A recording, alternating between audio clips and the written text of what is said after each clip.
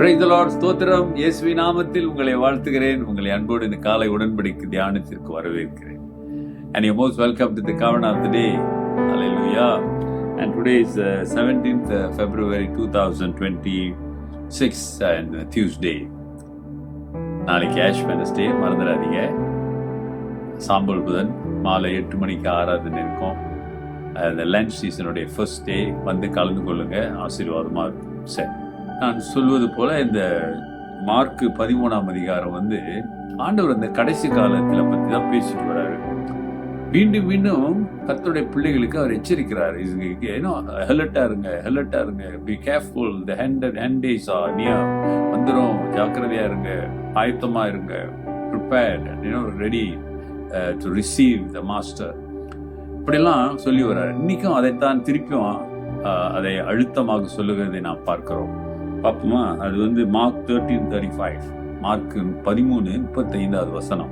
Watch therefore, for do you not know when the master of the house is coming in the evening, at midnight, at the crowing of the rooster, or in the morning? அப்படியே நீங்களும் விழித்திருங்கள், ஏனெனில் வீட்டு எஜமான் சாயங்காலத்திலோ நடுராத்திரிலோ சேவல் கூவும் நேரத்திலோ காலையிலோ எப்பொழுது வருவான் என்று நீங்கள் அறியீர்கள். அல்லேலூயா. மிக முக்கியப்படுத்தி ரொம்ப பெர்ஃபெக்டா ஆண்டவர் சொல்றதை கொஞ்சம் கவனிங்க. எப்போனா வருவாரு, அப்படி ஜாக்கிரதையா இருங்க, விழித்திருங்கன்னு சொல்றது மாறாக என்ன சொல்றாரு? விழித்திருங்கன்னு சொல்லிட்டு அந்த வீட்டு எஜமான்னா நம்ம ஆண்டவராக இயேசு கிறிஸ்து இந்த உலகத்தை நியாயம் தீர்க்க ராஜாதி ராஜாவாக வருவார். இப்போ உதாரணத்துக்கு ஒரு வீட்டு எஜமான் வராருன்னா அந்த வேலைக்காரங்களாம் எப்படி இருக்கணும்? வராது தெரியும், எப்போ வராருன்னு தெரியாது. சாயங்காலத்துல வராரோ, நடுராத்திரியில வராரோ, அல்லது சேவல் கூவும் விடி காலையில வராரோ, அல்லது காலையில வராரோ, எப்ப வருவாருன்னு தெரியாதுல்ல. அதனாலே எந்த நேரத்திலும் வரலாம் சொன்னா எப்படி இருக்க? விழித்திருக்க வேண்டும், தூங்காம காத்திருக்க வேண்டும். அதை எவ்வளவு அழுத்தமாக எந்த நேரம் என்பதை விளக்குவதற்காக ஆண்டவர் ஸ்பெசிபிக்கா அது ரொம்ப கேர்ஃபுல்லா சொல்றாரு. கொஞ்சம் கவனிச்சு பாருங்க. ஒரு வார்த்தையில சொல்லி இருக்கலாம், அவர் வர்ற நேரம் உங்களுக்கு தெரியாதனால ஜாக்கிரதையா இருக்கும். அன்னைக்கு நாம் பார்த்தோம்ல, நேற்று நேற்றெல்லாம் பார்த்தோம். Yesterday day first we saw that, but இன்னைக்கு பாக்குறோம், ரொம்ப திருப்பியும் சொல்றாரு, ஐயா, you have to be careful, you have to watch and pray, because you don't know when he's going to come, morning or evening or afternoon or midnight, early morning. அப்படின்னா எந்த வயதிலும், எந்த மாதத்திலும், எந்த வருடத்திலும், எந்த சமயத்திலும் வரலாம். ஆகவே நீ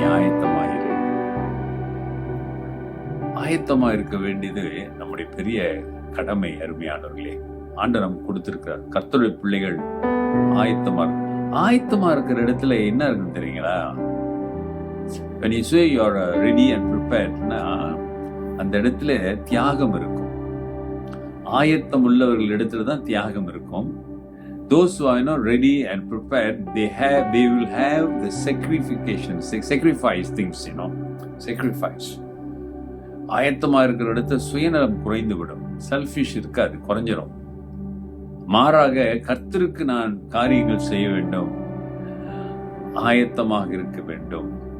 ஆமாதாங்களே அருமையான சகோதரனே, சகோதரி, இன்னைக்கு ஆண்டவர் இந்த வசனத்தின் மூலம் மீண்டும் நமக்கு ஞாபகப்படுத்துறதுக்கு, நீ ஆயத்தமா இருக்கிறாயா? ஆயத்தமா இருக்கிறாயா? Are you ready? Are you prepared? இந்த கேள்விக்கு நீங்களும் நானும் பதில் சொல்லித்தான் ஆக வேண்டும். ஆம் என்றால் கர்த்தர் உங்களை ஆசீர்வதிப்பார், இல்லை என்றால் ஆயத்தமாருங்க, கர்த்தர் போதுமானவராய் இருப்பார். ஜெபிப்போம். நல்ல ஆண்டவரே, இந்த கால வேளைக்காக உம்மை நன்றியோடு துதிக்கிறோம். ஆண்டவரே, நாங்கள் எல்லாரும் ஆயத்தமா இருப்பதற்காக எங்களை அழைத்திருக்கிறேன். Thank you, Lord. You have called us to be prepared for your coming, Lord. That will be a sudden.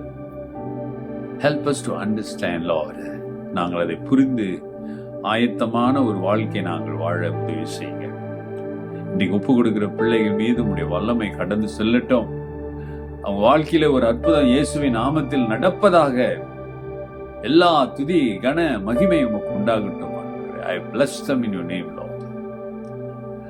Protect them from all the evil and danger, Lord. and uphold them with your wisdom, with your power. தொடர்ந்து உடைய பிள்ளைகளை தாங்குங்க, வழிநடத்துங்க. இயேசுவின் நாமத்தில் பிதாவே, ஆமென்.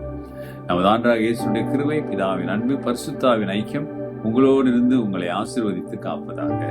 என் ஆத்துமாவே கர்த்தரை ஸ்தோத்திரி, என் முழு உள்ளமே அவர் பரிசுத்த நாமத்தை ஸ்தோத்திரி. என் ஆத்துமாவே கர்த்தரை ஸ்தோத்திரி, அவர் செய்த சகல உபகாரங்களை மறவாதே. ஆமென். டியர் பிரதர் அண்ட் சிஸ்டர், என் சகோதரனே சகோதரியே, உன் ஆயத்தத்திலே ஆண்டவருடைய நாமம் மகிமைப்பட வேண்டும். If you say, I prepared, let God's name should be glorified in your life. Take care. God bless.